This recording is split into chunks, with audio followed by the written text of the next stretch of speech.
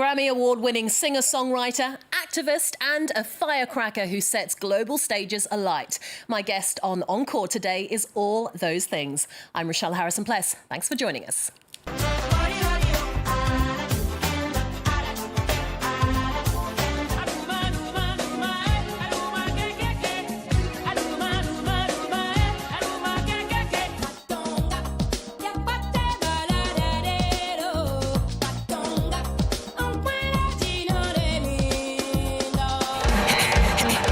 Beninese powerhouse diva Angélique Kidjo has given new life to the classic Talking Heads album Remain in Light. The groundbreaking record, released nearly 40 years ago, still reverberates today. Kidjo has kept its original spirit but has taken it back to Africa, bringing the album's tapestry of Afrobeat-inspired polyrhythms full circle.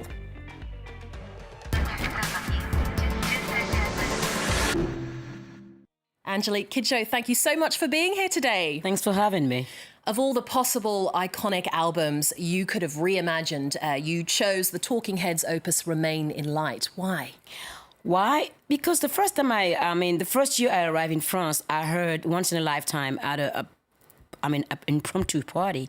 And for me, I was still in the mood of longing, being back home, going back home. And I was in my head saying to myself, what will that be to bring this music back home and see how we are gonna groove around it? And it stays with me. And at that time, I didn't even know it was the song from the Talking Heads. I didn't even know who the Talking Heads were. You didn't know who the band was. There was sort of an interesting story, I believe, of French people telling you, no, this is rock and roll. Yeah, when I started dancing at that party, at every party you have somebody that think that they are really funny making stupid jokes. But they know everything. They know everything, of course. I mean, they know better than anybody else. They even know better than God, let alone. And then he said, well, this is not African music. Stop dancing on it. It's rock and roll, and you African are not sophisticated enough for this. I'm like, wow. You are entitled to your opinion, and I'm entitled to mine. I'm guessing you guys aren't friends. I mean, given that I never saw those people because I just arrived and I didn't know many of them. The people I just tag along because it's free food and you're a student, you have no money. Free food, free booze. You just go for it. Well, let's take a look at your version of the Talking Heads song "Once in a Lifetime." Letting the days go by.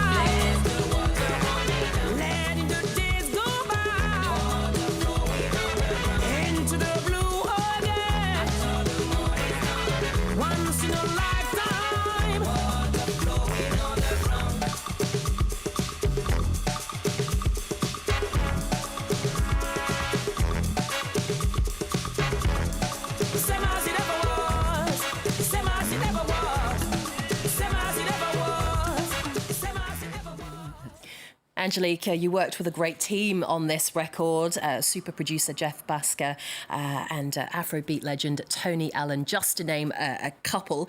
What was the process of turning these songs on their head to bring them back to Africa?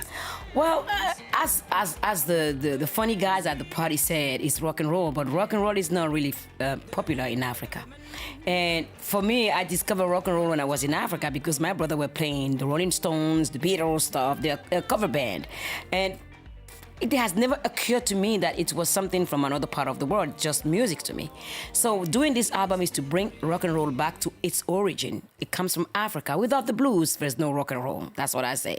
Now, the Talking Heads frontman David Byrne joined you on stage for an impromptu duet in New York last year, a sold-out concert, I believe. What was that experience like, performing that iconic song with the original singer? One of the reasons why I had the guts to say to myself, I'm going to do this album, is because I wanted to do it on stage first and see how the public will react to it. Such iconic albums, you don't touch them lightly. And you better do it in a way that people like it before you start getting involved in it in the studio. And the response was absolutely overwhelming. And then I went, at one point at my show, I would go to the public, and my husband dragged me all the way to the booth of David Byrne. And I asked him, would you like to come on stage with me? His eyes lit up. I'm like, okay, here we go.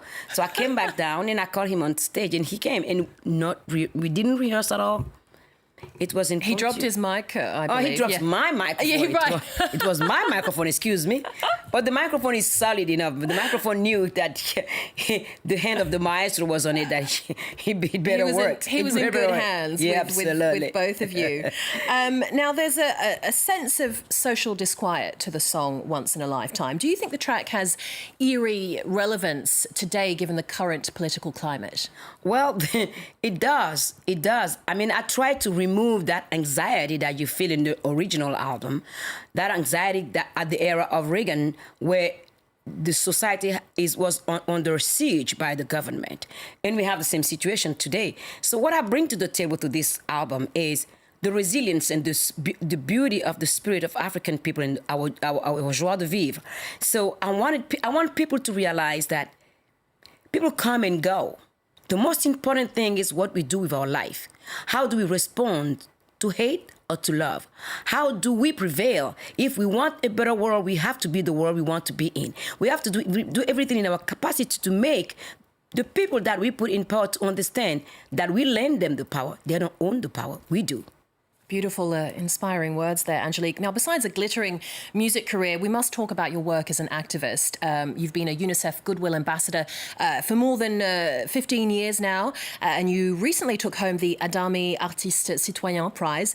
Former US President Bill Clinton once wrote, "The only thing bigger than Angélique Kidjo's voice is her heart." So what's the cause closest to your heart right now? The cause that is closest to my heart since I has been a child is fairness, justice, and loving one another. Because I grew up in a household where I've been taught relentlessly that a human being is not a matter of color, that we are all one human family, even though we are all unique. The challenge we have as a human family is to live and celebrate our diversity, which we haven't been able to do. If we are able to accept that the person that we are sending hate to has a father and a mother, have a plan for his own life as much as you do, we have to be able to see each other in each other's shoes. We have to be able to swap sometime and feel for each other. So that's what is really close to my heart. And I use my music since I has been a child.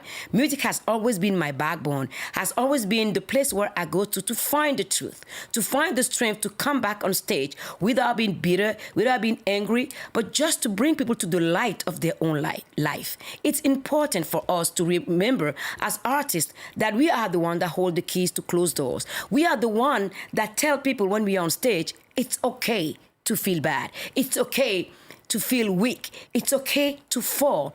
But yet, you have the responsibility to rise. And when you are rising, you have to start thinking about how you live your life. How do you project yourself in the future? If you don't fail, you don't know success.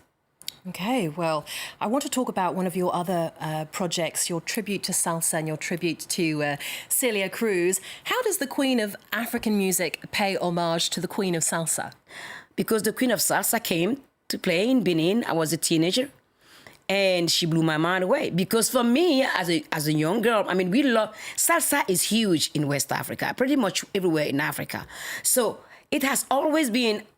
album after album cover, they were only male. When they come to play also, they were all male band. So for me, for a woman to be singing salsa had never crossed my mind. So when Celia Cruz came to Benin and people said to me, she is the Queen of Salsa, I said, she's not a backing singer? And she's a front woman? And they say, yes. I say, I gotta go see this woman. And she walk on that stage and go, Asuka! And I'm like, that's what I'm liking. I'm gonna be like her. Well, let's take a look at one queen's tribute to another queen.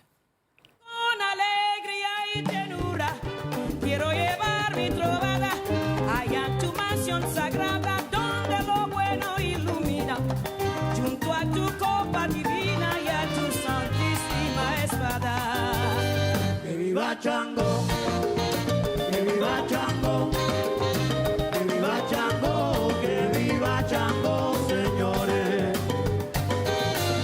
En nombre de mi nación. You're currently on tour here in France, Angélique, and you lived here for many years. What do you love about French audiences? Well, when I came to France in 1983, I restarted my career here. And since the 80s, I have kind of sustained public here. My family is here, which is really important for me when it comes to my show, because I can have the input on what I do. And the French public knows music because they are in the place where they are lucky enough to have every kind of music coming here. And I like the diversity of this country too. It's an example for me. We come together within our differences and we celebrate our humanity. Well, finally, we always ask our guests what piece of music, art, cinema or literature is enthralling them right now. And Angélique, you chose the new album from Malian chanteuse Fatoumata Diawara. Why? Why? I've been waiting for this day to come because I think that we artists in general, not African, not European, not American, we are the voice of the people. And if there's an issue that is dividing the world we live in, we have the duty, we have the responsibility to use music to tell people, watch out, be mindful, be careful. And she did that by singing and talking about the issue of migrants today. In that album. Okay, well, we'll leave you with a clip of the song Enterini by Fatoumata Diawara. Once again, thank you so much for being here. Angélique Kidjo, it was an absolute pleasure and an honour. Mine too. Remember that you can catch her on tour here in France. Plus, don't forget that her latest album, Remain in Light, is out now. For more arts and culture news, head to our website and stay in touch on social media. Stay with us here on France 24. Lots more coming up after this.